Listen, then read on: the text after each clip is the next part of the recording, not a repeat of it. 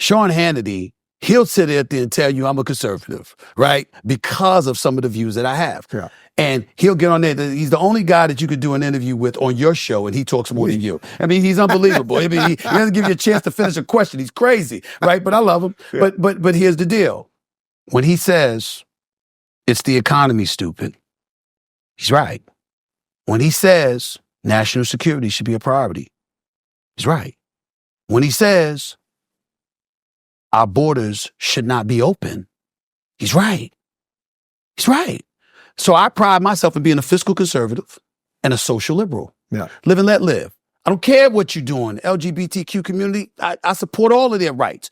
But don't tell me that includes you transitioning from a man to a woman and going up and playing in women's sports, like boxing in the Olympics, where this girl gets her face beat in and she quits and she says, I've never been hit that hard in my life. And you're telling me that testosterone levels or whatever it is didn't measure up to, and then people are going off on Megyn Kelly. And I'm like, Megyn Kelly's not wrong. She's actually taking the feminist position. She's actually taking a feminist position. But here's where you can push back on the liberals.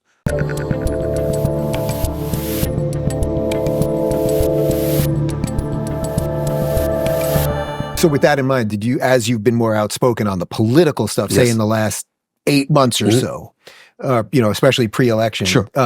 Any relationships break in your life? No, not coming from your side, but coming from somebody else? Well, I would say to you, I wouldn't say there have been no relationship breaks.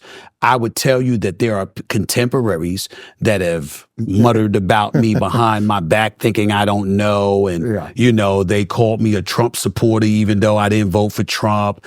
They called me a pawn. I mean, black people calling me a sellout or a coon because I get along with a few conservatives or whatever.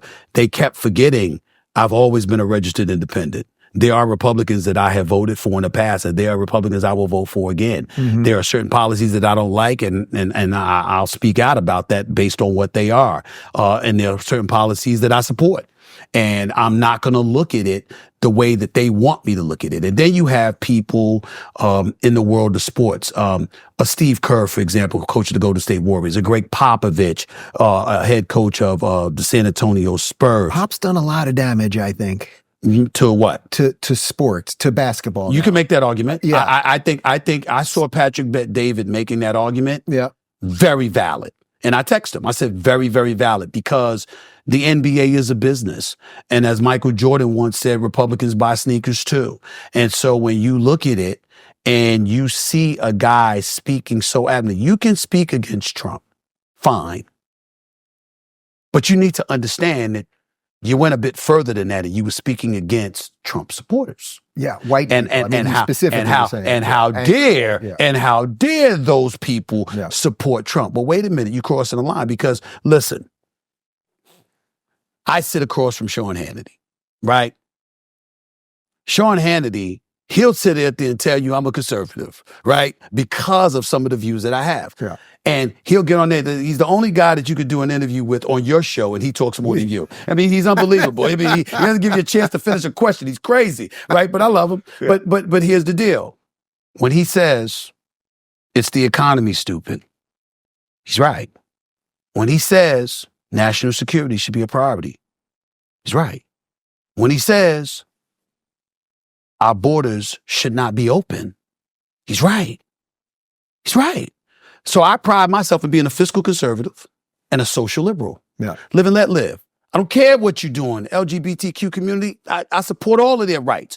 But don't tell me that includes you transitioning from a man to a woman and going up and playing in women's sports, like boxing in the Olympics, where this girl gets her face beat in and she quits and she says, I've never been hit that hard in my life. And you're telling me that testosterone levels or whatever it is didn't measure up to, and then people are going off on Megyn Kelly. I'm like, Megyn Kelly's not wrong. She's actually taking the feminist position. She's actually taking a feminist position. But here's where you can push back on the liberals.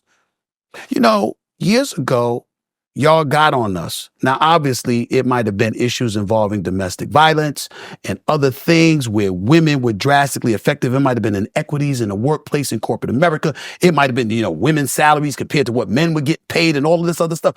All of that's true. Women. You want us to fight on women's behalf. But she's pointing out how a woman got beat up in the boxing ring in the Olympics by somebody that everybody believed and ultimately was proven DNA-wise was a male. Yeah. And she's the villain for pointing that out? How?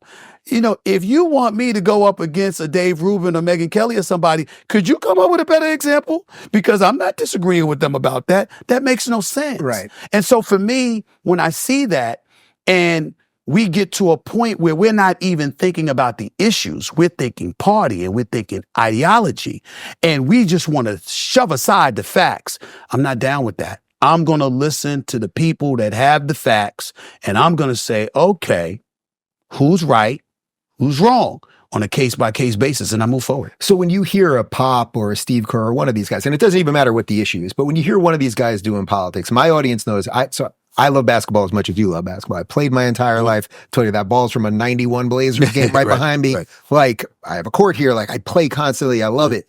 But I don't watch games much anymore because it became so political. And it's less now, but at the height of COVID and the BLM stuff, every time I turned on ESPN or every time I turned on TNT particularly, it was just like racism, this, that, all these other things. And I was like, this is not why I watch basketball. And I basically, if you look at my YouTube thing when I'm doing cardio, I watch old 90s games. I'm watching all the old Bulls games, basically. Do you worry at all that politics has become, or that sports has become too infected by that, and that it's going to be tough to ever fully separate those things? I would say that you have to worry about it if the numbers show that it's affecting the product and the support of the product. It's popular to say that the ratings have dipped. ESPN did Christmas Day games. We were up over 48%. We had over 5 million viewers averaged. They want to say it's the highest ratings we've had in 5 years. They want to turn around and say, compared to the NFL. Well, nothing compares to the NFL in America. NFL's king. Yeah. We get that. So they were on Netflix, 190 countries, but even in the United States, you're going to watch football all day, every day before you watch basketball. Hell, I cover basketball and I watch football games before I cover basketball. Why? Because the basketball games are going to be there February and beyond because it's 82 games in the schedule. Every football game matters week to week for 17, 18 weeks. So they've turned their sport into an event. It's a priority and you get what you get. But as I said to the great one, Mark Levin, when he asked me the damn near the identical question to what you asked on his radio show a few months ago. I said, because he was complaining about Colin Kaepernick, but Colin Kaepernick took a knee. I said, Mark, with all due respect, you don't think that's an overreaction? And he was like, why would you say that? And I said, it was before the game. Did it stop the kickoff from happening? Did it interfere with the 60 minutes that you came to watch? No. So sometimes I do believe there are people that have overreacted to the protests and stuff like that took place. I'm not throwing any shade on who I'm about to mention.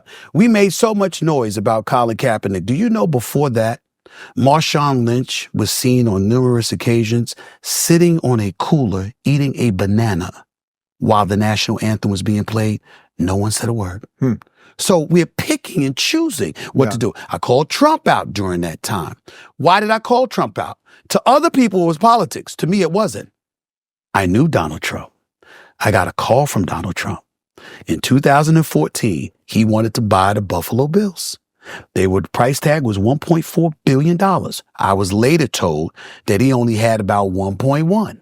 He wanted to purchase the Buffalo Bills, and the NFL was getting in his way. And his exact words, excuse my language, but we're here in the podcast. It's not FCC airwaves. And Donald Trump said, if them motherfuckers get in my way, I'm going to get them all back. I'm going to run for president. Those are his exact words. And I've told that to everybody who would listen. I said, he warned us. And then the NFL would joke around and say, so it's our fault. And I'm like, it kind of is. You see what I'm saying? Because he wanted to become on. And so what did that have to do with Colin Kaepernick? Remember, the Supreme Court okayed sports gaming and gambling in the world of sports outside of Vegas. And so you saw states' rights coming into play. The politicians saw an opportunity. The owners for the NFL team saw an opportunity to profit off of this. If you got less than 1%, less than 0.5% of the sports gaming industry, that equates to billions. Yeah. Trump knew it.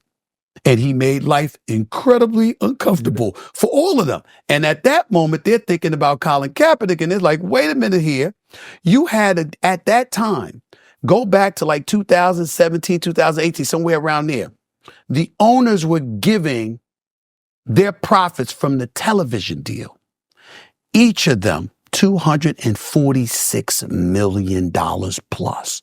Each of them. Do you know some of them were still complaining about Colin Kaepernick costing them about $10 million because the protests brought this kind of attention and it's affecting our product. They're thinking about the 10 million they lost, not the near 250 they gained in their pockets without that wasn't for the players. Yeah. It wasn't something they could share. This was for their pockets and they were getting it. So it gave you insight into what he knew about them, what they knew about themselves, and how they didn't want the overall brand affected. What I would say to you, what I would say to Mark and Sean Hannity and all of these guys was, did it really have that kind of effect on you? Did it really, really mess with your willingness to watch the game? Because guess what? You didn't have to watch the national anthem. Sometimes, if we're being honest, we're going to the kitchen, we're getting our snacks before we sit down and watch kickoff. We ain't even watching the national anthem. Well, if you're looking for more honest and thoughtful conversations about politics instead of nonstop screaming, check out our politics playlist. And if you want to watch full interviews on a variety of topics, watch our full episode playlist, all right over here. And to get notified of all future videos, be sure to subscribe and click the notification bell.